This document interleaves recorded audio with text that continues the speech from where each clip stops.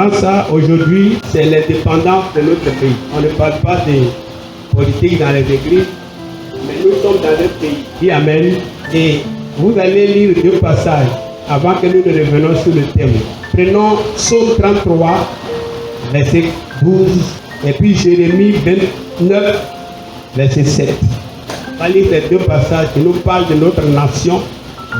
Et notre nation, c'est la Côte d'Ivoire. Il faut prier pour la Côte d'Ivoire, c'est important. Je vais demander à un frère dans l'assemblée de lire Psaume 33. On peut même commencer un peu plus haut, mais on va lire 33, le verset 12. Et une sœur aussi dans l'assemblée à lire Jérémie chapitre 29, verset 7 pour notre nation. Ça, c'est pour notre nation. Et nous allons prier parce qu'aujourd'hui, c'est le 7 août. Et aujourd'hui, nos frères, sœurs ivoiriens et les autorités tout entières sont en train de fêter l'indépendance. Nous sommes dans cette nation, même si on est une église, on est dans cette nation. Amen. Et voilà ce que la Bible nous dit concernant la nation. Un frère se tient debout et il dit très fort. Je lis la parole. Heureuse. Heureux. La nation dont l'Éternel est le Dieu. Dont l'Éternel est Dieu, est le Dieu. Heureux le peuple qu'il choisit pour son héritage. Heureux le peuple qu'il choisit pour son héritage. Parole du Seigneur. Amen. Amen. Vous voyez, heureux la nation dont l'Éternel est Dieu. Voilà notre nation, la Côte d'Ivoire, qui fait son indépendance aujourd'hui. C'est nous les chrétiens qui doivent prier pour que le Dieu que nous adorons règne sur la Côte d'Ivoire. Alléluia. C'est nous, on doit prier pour les autorités de ce pays. C'est nous, on doit prier pour que la paix règne, et la joie règne, et la prospérité règne dans ce pays. N'oublions jamais de prier pour notre pays. Dis Amen. Amen. S'il y a Dieu dans le pays, s'il y a les dieux dans les institutions où on prend les grandes décisions, vous allez voir que nous tous, on sera en paix. Donc c'est important de te souvenir de ton pays. On va dire merci à Dieu pour notre nation qui a eu 62 ans aujourd'hui. C'est ça, je ne me trompe pas. Hein? On va dire merci à Dieu, que Dieu règne dans ce pays. Dans ce pays, il y a des hommes de Dieu, il y a des servants de Dieu. Dans ce pays, il y a beaucoup d'églises qui adorent et louent Dieu. Donc on invoque le nom du Seigneur pour qu'il soit le Dieu de la Côte d'Ivoire. Et quelqu'un dit Amen. Amen. Deuxième passage. Jérémie chapitre 29, verset 7. Jérémie, une sœur va lire pour nous maintenant. Jérémie chapitre 29, verset 7. Jérémie 29, verset 7. Je lis la parole de Dieu. Recherchez le bien de la ville. Recherchez le bien de la ville. Où je vous ai mené en captivité. Où je vous ai mené en captivité. Et priez l'Éternel en sa faveur. Priez l'Éternel en sa faveur. Parce que votre bonheur dépend du ciel. Parce que votre bonheur dépend de la ville où vous êtes. Amen. Votre bonheur dépend du pays où vous êtes. Continue. Au verset 8. Oui. Car ainsi parle l'Éternel des armées. Car ainsi parle l'Éternel des armées. Le Dieu d'Israël. Le Dieu d'Israël. Ne vous laissez pas tromper par vos prophètes. La Bible dit que la paix, notre bonheur, notre bien-être dépend de la vie où nous sommes. Autrement dit, notre bonheur, notre paix, notre tranquillité du cœur, notre joie dépend de la nation où nous sommes. Imaginons qu'il y a la guerre dans cette nation. Tu peux venir à l'église. Qu'il y a les couvre-feux, tu peux venir à l'église. Qu'il y a la famine ou la sécheresse, les tremblements de terre, est-ce que tu peux pas venir à l'église? Aucun fonctionnaire dans le pays, l'argent ne circule plus dans le pays. Tout est fermé. Est-ce qu'on peut manger? Est-ce que nos enfants peuvent aller à l'école? Est-ce qu'on peut venir même dire encore maintenant on va louer Dieu? Donc c'est très important de prier pour notre nation. On va se tenir debout. On va se tenir debout. On revient à notre texte de base. La foi sans les œuvres. Jacques chapitre 2, à partir du verset 14 jusqu'au verset 26. Jacques, l'épître de Jacques, à son chapitre 2, au verset 14 jusqu'au verset 26. La Bible nous parle de la foi et de ses œuvres. Quelqu'un va lire? Oui, allez-y, monsieur. On suit. Jacques chapitre, partie du verset 26. Il est écrit, mes frères, que sert-il à quelqu'un de dire Que sert-il à quelqu'un de dire qu'il a la foi qu'il a la foi s'il n'a pas les œuvres? s'il n'a pas les œuvres? La foi peut-elle le sauver? La foi peut-elle le sauver? Si un frère Si un frère ou une sœur ou une sœur sont nus sont nus et manquent de la nourriture de chaque jour, et manquent de la nourriture de chaque jour, et que l'un d'entre eux et qu'un d'entre eux vous leur dise, vous leur dites, allez en paix, allez en paix, chauffez-vous, chauffez-vous, rassasiez, et vous rassasiez, et que vous ne leur donniez pas ce qui est nécessaire au corps. et vous ne leur donnez pas ce qui est nécessaire au corps. À quoi cela sert-il? À quoi cela sert-il? Il en est ainsi de la foi. Il en est ainsi de la foi. Si elle n'a pas les œuvres, Si elle n'a pas les œuvres, elle est morte en elle-même. elle est morte en elle-même. Mais quelqu'un dira, Mais quelqu'un dira, toi, tu as la foi, tu as la foi. et moi, Moi, j'ai les œuvres. il y a les œuvres. Montre-moi ta foi sans les œuvres, Montre-moi ta foi sans les œuvres. et moi, je te montrerai la foi par mes œuvres. Je te montrerai la foi par les œuvres. Mes frères, que sert-il à un homme, à quelqu'un de dire qu'il a la foi, s'il n'a pas les œuvres? Quelqu'un peut dire, je crois en Dieu, j'ai confiance en Dieu, et puis il n'a pas les œuvres. À quoi ça sert? La question que Jacques te pose. Et Jacques, son épître, il écrit aux chrétiens juifs. Les juifs qui se sont convertis au christianisme, qui sont devenus chrétiens. Ils ne sont plus dans le judaïsme. Ils ont laissé la loi de Moïse pour devenir chrétiens. C'est à eux. Et ils sont dispersés dans le monde à cette époque. Il les écrit pour leur parler un peu de la vie chrétienne, de comment ils doivent vivre. Donc aux chrétiens, il est en train d'écrire pour leur parler de la foi et puis les œuvres. La foi, c'est croire en Dieu. La foi, c'est mettre sa confiance en Dieu.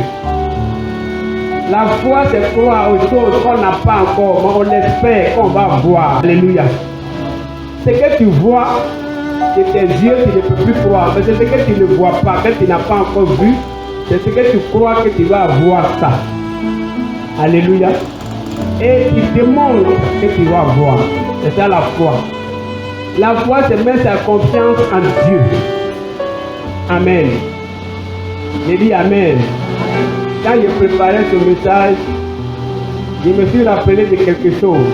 Regardez, quand tu prends un bébé, tu vas avec le bébé, moi, tu jettes le bébé en haut comme ça, n'est-ce pas? Tu jettes le bébé en haut comme ça, il rit, pourquoi il rit? Alors, tu as vu pourquoi il rit? Il a donné ma tête, il a le bébé qui me lève comme ça, et puis le bébé rit. Il rit parce qu'il sait que va l'attraper. Alléluia. Il rit parce qu'il sait qu'il ne va pas tomber par terre. Gloire à Dieu. Le bébé là, il rit parce qu'il sait que vu qu'il a jeté en l'air là, il ne peut pas le laisser tomber à terre. C'est pourquoi il rit. Dieu voulait que les chrétiens soient comme ce bébé là. Il amène très fort. C'est ça la foi. Tu crois que Dieu est puissant. Tu crois que Dieu est capable. Tu crois que rien n'est impossible à Dieu. Tu crois que tu es sauvé. Tu crois que tu es justifié. Tu crois que tu n'es pas n'importe qui, tu es enfant de Dieu. Car la Bible dit que Dieu a tellement aimé le monde qu'il a donné son Fils unique afin qu'il croit en lui ne périsse pas, qu'il ait la vie éternelle. Et nous sommes sauvés par la foi et non pas par les œuvres. Nous sommes justifiés par la foi et non pas par les œuvres de la loi. Comprenez bien, les œuvres de la loi. Parce qu'il y a des gens qui ont mis Paul et puis Jacques en palabre. Tandis que Paul dit que nous sommes sauvés par la foi et non pas par les œuvres. Dans le livre de Romains, Quand vous lisez le livre de Romains, tout le livre de Romains dit que nous sommes justifiés par la foi et non pas par les œuvres. Nous sommes sauvés par la foi et non pas par les œuvres. Maintenant, Jacques nous dit, parce que pourtant c'est les mêmes, Jacques nous dit que nous ne sommes pas seulement sauvés par la foi, mais aussi les œuvres. Que si tu dis que tu as la foi, où sont tes œuvres? Et que si tu n'as pas les œuvres, c'est que ta foi, elle est morte. À quoi sert que pour nous tous qui sommes là ce matin, on a la foi? Si on n'a pas la foi, on ne va pas venir ici. Dis Amen très fort. Mais si tu n'as pas la foi, tu ne peux pas venir t'asseoir sur les bancs de l'église. C'est parce que tu as cru que Jésus-Christ est Seigneur que tu viens t'asseoir là. Dis Amen. Donc c'est la foi qui te sauve. Mais la foi dont l'apôtre Paul parle et la foi et les œuvres dont Jacques parle, c'est différent. À qui l'apôtre Paul est en train de s'adresser? Il écrit sa lettre à qui? Aux Juifs aussi. Mais les Juifs qui veulent maintenant devenir chrétiens. Et ils sont tellement attachés au rite. Ils sont tellement attachés au sacrifice, à la loi judaïste, à la loi de Moïse et à la culture juive. Et pour eux, si tu ne pratiques pas les œuvres de la loi, tu ne peux pas être sauvé. Même si tu dis que tu crois au Seigneur Jésus, mais il faut être circoncis d'abord. Si tu n'es pas circoncis et que tu dis je crois au Seigneur Jésus, pour eux tu n'es pas sauvé. Si tu n'es pas immolé les animaux et tu dis je crois au Seigneur Jésus, pour eux tu n'es pas sauvé. Donc il dit à l'apôtre Paul, mais les rites, les choses qu'on faisait avant là, mais on va faire quand même et puis on accepte Jésus-Christ et puis on est sauvé, on ne peut pas laisser. C'est là l'apôtre Paul leur dit non. Il était en train d'embrouiller l'apôtre Paul à les enseignements qu'il donnait. Donc il leur dit, on n'est pas sauvé par les œuvres de la foi, de la loi, pardon. Ce n'est pas parce que tu es riche, ce n'est pas parce que tu as construit une maison ou que tu as accepté Jésus maintenant que tu es sauvé. Amen. J'ai dit Amen. Ce n'est pas parce que tu es bien, tu es à l'aise que maintenant tu acceptes Jésus que tu es sauvé. Ce n'est pas ces choses-là qui sauvent. N'importe qui croit au Seigneur Jésus-Christ est sauvé. Gloire à Dieu. On n'a pas besoin d'être tu es circoncis, tu es incirconcis. Si tu acceptes Jésus-Christ comme ton sauveur et Seigneur, tu es sauvé. Gloire à Dieu. C'est ce qu'il voulait leur dire. Que nous sommes sauvés, pas par les œuvres. C'est pas parce que tu as donné beaucoup d'argent et maintenant que tu as accepté Jésus, tu es sauvé. Non. Donc il voulait leur dire qu'on n'est pas sauvé par les œuvres que nous avons fait que nous sauvons. Mais on est sauvé parce qu'on a cru seulement au Seigneur Jésus-Christ. Gloire à Dieu. Donc il n'y a pas de conflit entre les deux. Mais ici, Jacques nous dit que maintenant que tu es sauvé, c'est ce qui est mon message ce matin, maintenant que tu es sauvé, tu as la foi en Jésus-Christ. La foi que tu as, qu'est-ce que tu fais de cette foi? Qu'est-ce que tu fais maintenant pour le Seigneur? Parce que tu dis que tu as la foi. Quelles sont les œuvres de ta foi? Ce n'est pas ce que tu as fait pour que tu sois sauvé. Mais maintenant que tu es sauvé, qu'est-ce que tu fais de ton salut? Est-ce que vous voyez la différence? Tu es sauvé, quel travail tu fais pour Dieu? Quand on parle de œuvre, on parle du travail.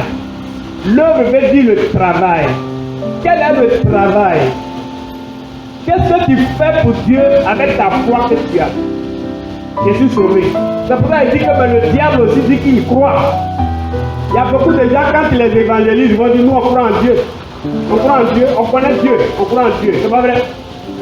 Mais tu crois en Dieu, qu'est-ce que tu fais de ce Dieu-là? Qu'est-ce que tu fais pour ce Dieu-là? Et tu dis, tu crois seulement. Oui, oui.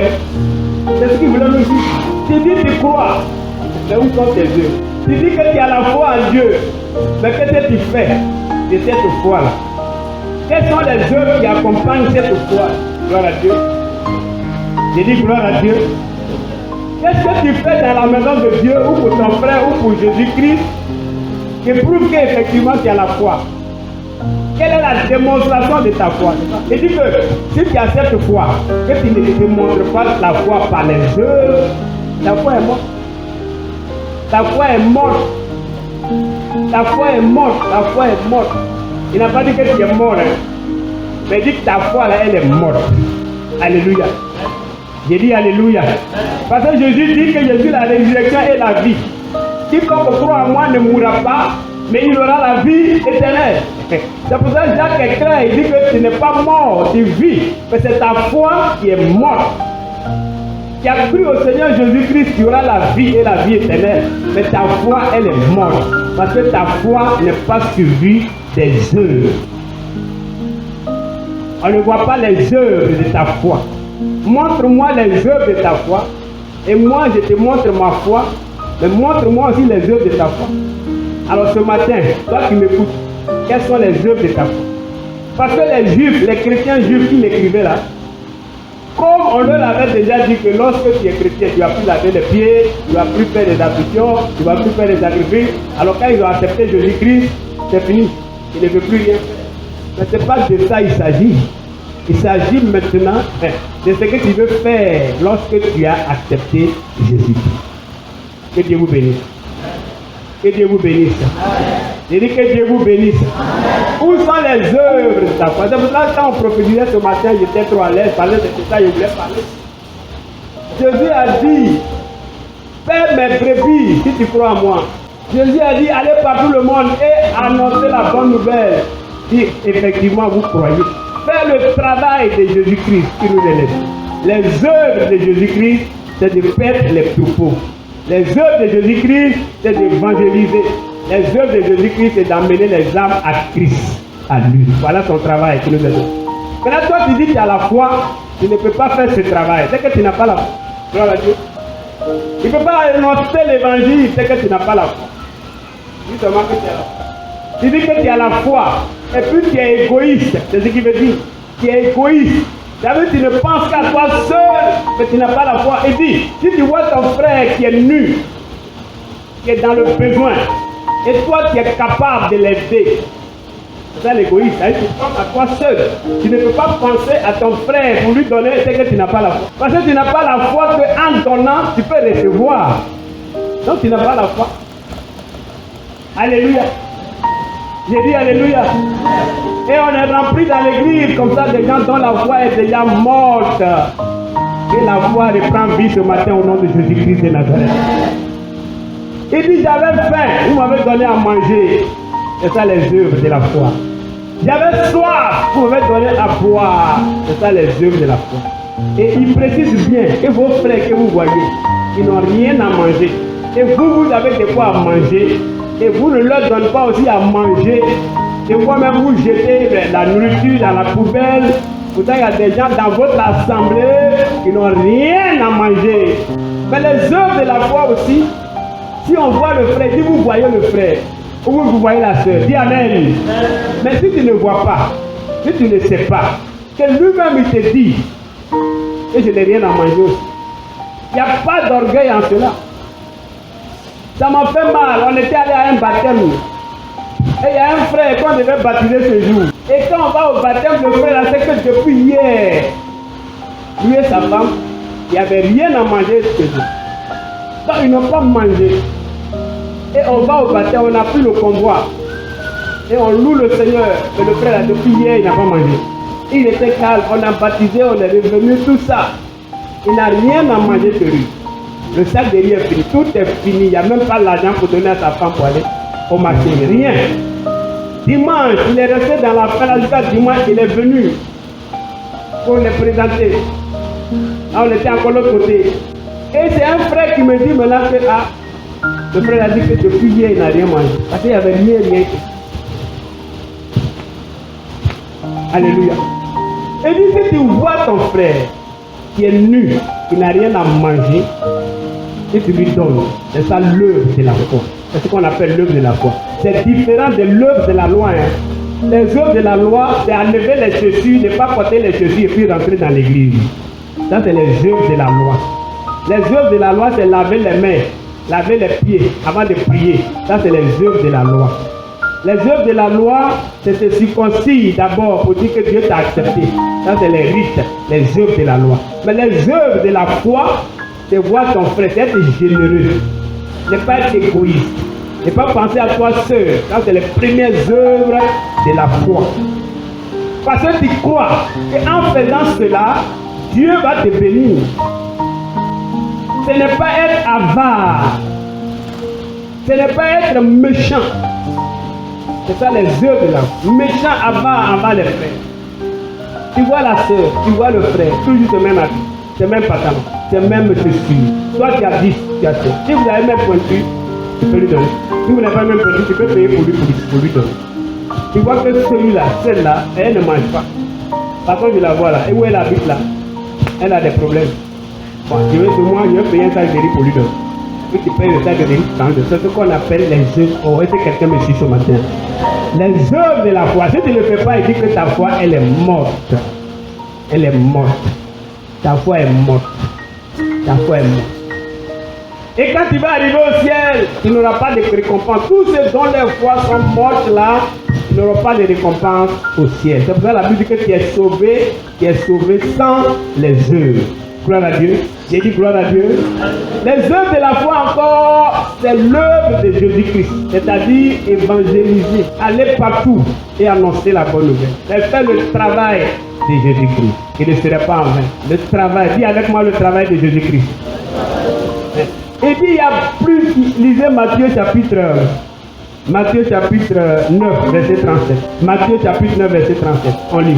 Matthieu chapitre 9, verset 37. On lit rapidement. Disons rapidement. Oui. Alors il disait à ses disciples, la moisson est grande. Il y a peu d'ouvriers. Quand on parle de l'œuvre, on parle d'ouvriers. Les gens qui doivent travailler dans la moisson de Jésus-Christ, il y en a combien? Qui vont travailler pour Jésus. La moisson est grande. Priez le maître de la moisson parce qu'il y a peu d'ouvriers. Il y a peu de gens qui travaillent pour Jésus. Il y a peu de gens qui savent évangéliser. Qui savent faire l'œuvre de Dieu.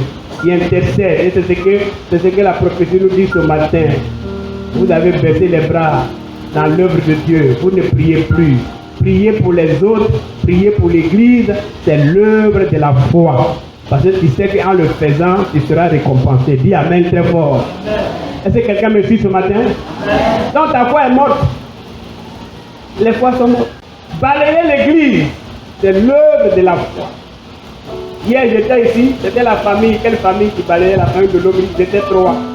Pourtant sur la liste, ils sont 13. Vous voyez comment vos foi sont mortes. Regardez comment vos voix sont mortes. Regardez comment vos voix sont mortes. Je crois en Dieu.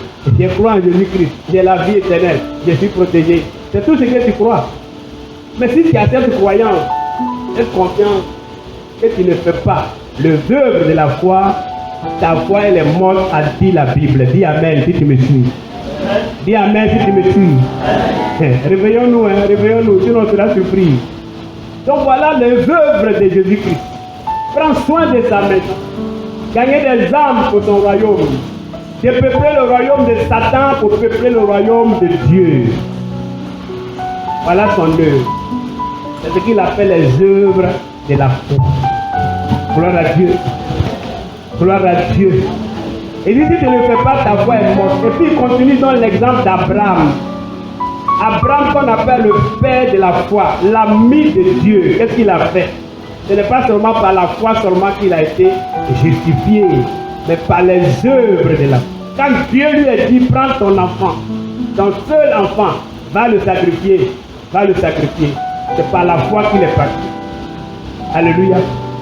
Il n'a pas dit oui, je crois, et puis il va s'arrêter là. Mais quand il a dit je crois à la parole de Dieu, est-ce que quelqu'un me suit ce matin? Mais il a pris son fils et puis il est parti. Et quand il partait son fils, il demandait, papa, où se trouve l'animal qu'on va sacrifier? Il a dit Dieu pourvoira.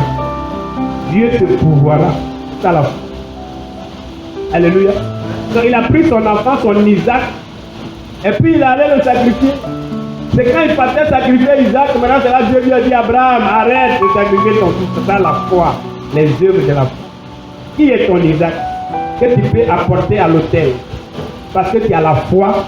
Dieu m'a parlé, je vais envoyer mon Isaac à l'autel pour le sacrifier. C'est ça les œuvres. Gloire à Dieu. J'ai dit gloire à Dieu. J'ai dit gloire à Dieu. J'ai dit gloire à Dieu.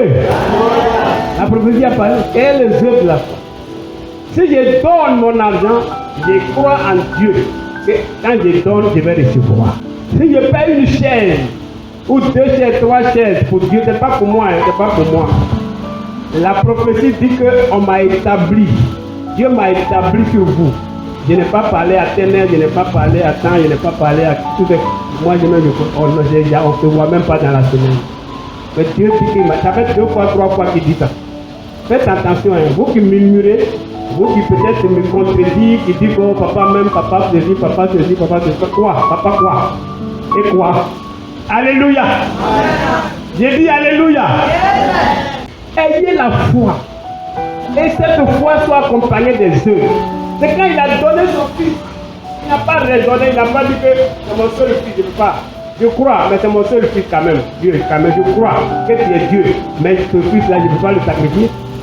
Mais si tu crois, faut aller le sacrifier. Si tu crois, paye ce que tu peux. Tout est possible à celui qui croit. Dis Amen. Tu peux. Ce que tu peux faire pour Dieu, il faut le faire. C'est ça les œuvres de la foi. Dis Amen, si tu me suis. C'est ce qu'on appelle les œuvres de la foi. Mais les œuvres de la foi, c'est pas s'asseoir seulement à louer Dieu, adorer Dieu. Et puis tu vas à la maison, et puis tu ne fais rien. On le prêche, on prêche, on prêche. Tu ne viens jamais balayer. Tu ne viens jamais, tu n'as pas payé encore ta chair. Tu ne cotises pas. Tu ne fais rien pour Dieu. Tu ne fais rien pour la maison de Dieu. La maison de Dieu qui est ici, ta paix dépend de la paix de cette maison de Dieu. Alléluia.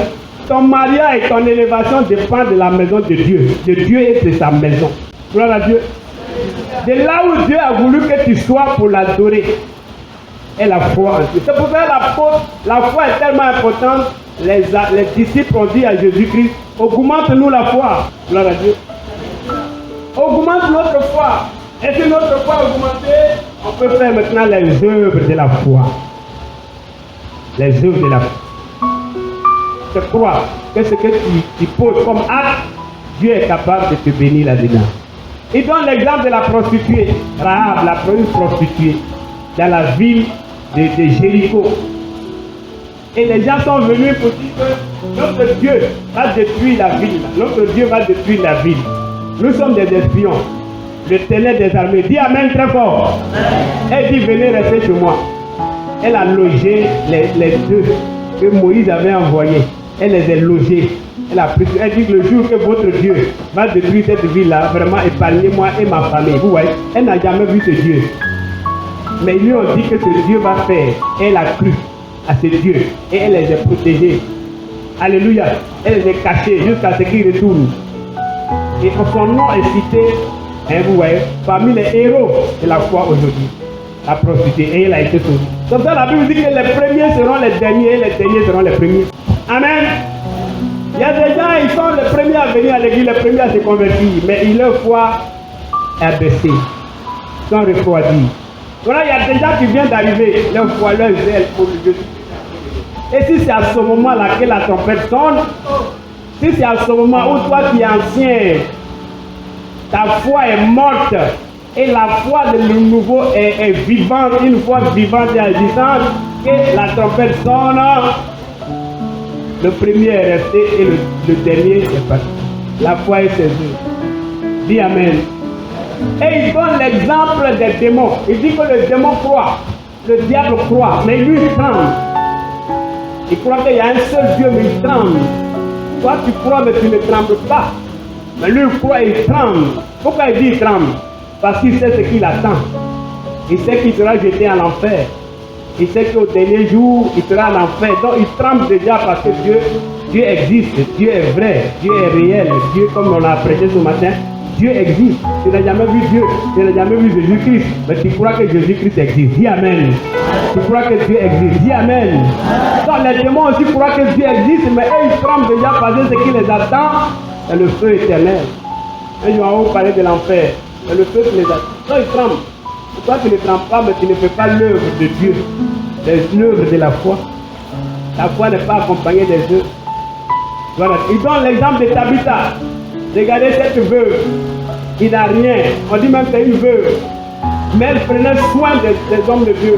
La Bible dit que si tu as donné un petit dos, un verre d'eau à un homme de Dieu, ce n'est pas à lui que tu as donné, mais c'est à Dieu. Ça, c'est les œuvres de la foi. Dis Amen. J'ai dit que dis Amen.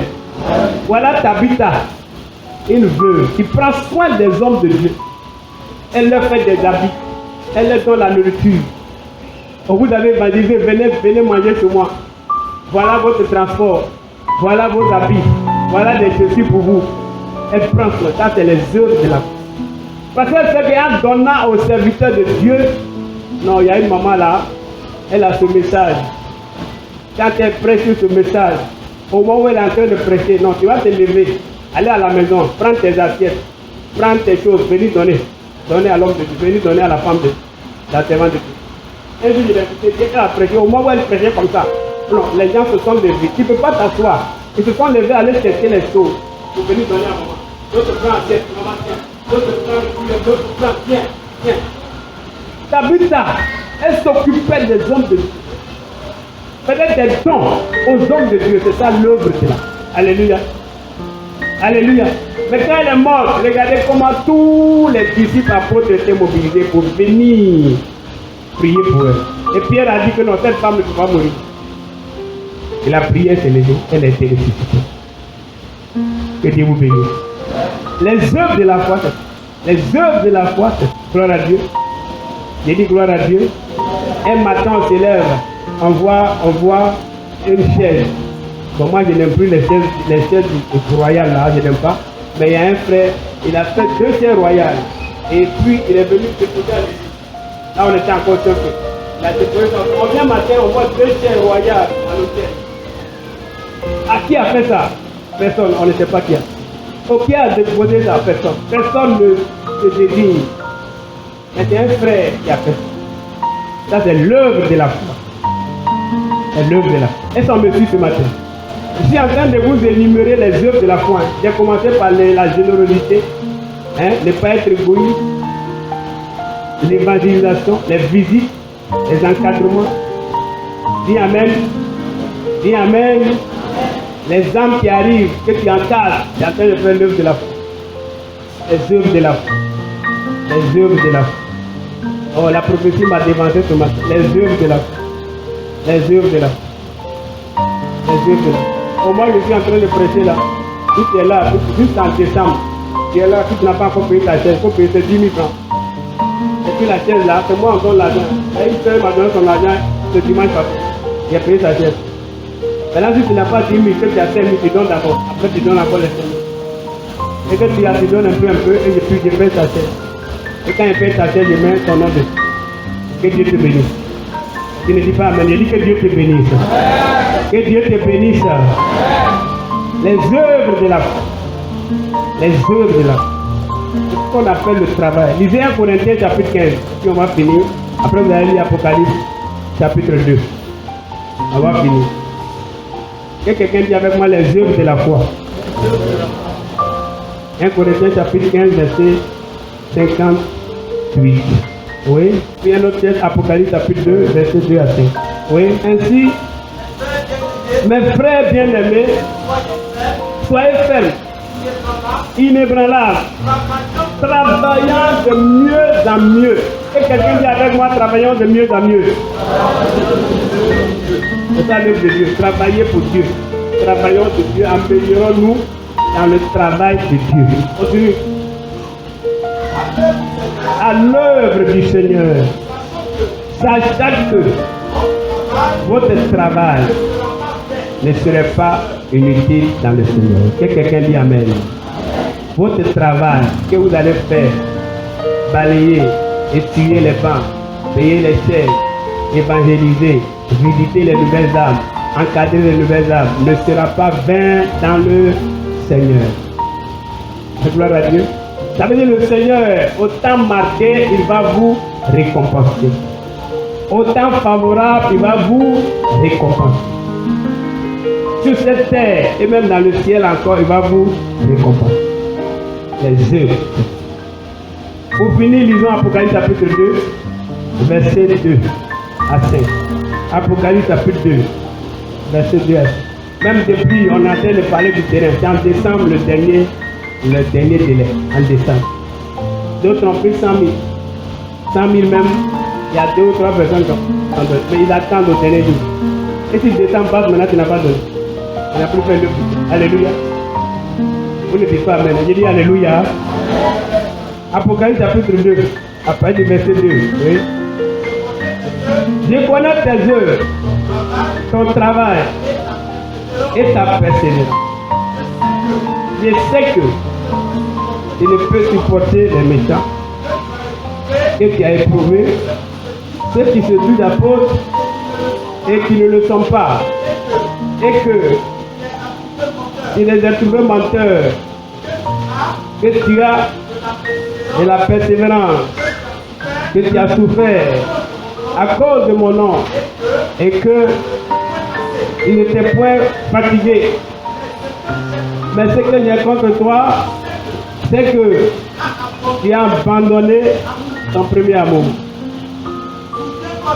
Souviens-toi donc d'où tu es tombé, répands-toi et pratique tes premières œuvres. Répands-toi et pratique tes premières œuvres. Mouvement de femmes, les femmes, répands-toi et pratique tes premières œuvres. Je ne savais même pas que la prophétie allait parler, et dans mon message, j'ai mis ce passage. Les hommes, répandez-vous et pratiquez votre première œuvre pour le Seigneur. Gloire à Dieu. J'ai vu ta persévérance, j'ai vu ton travail, j'ai vu ce que tu fais.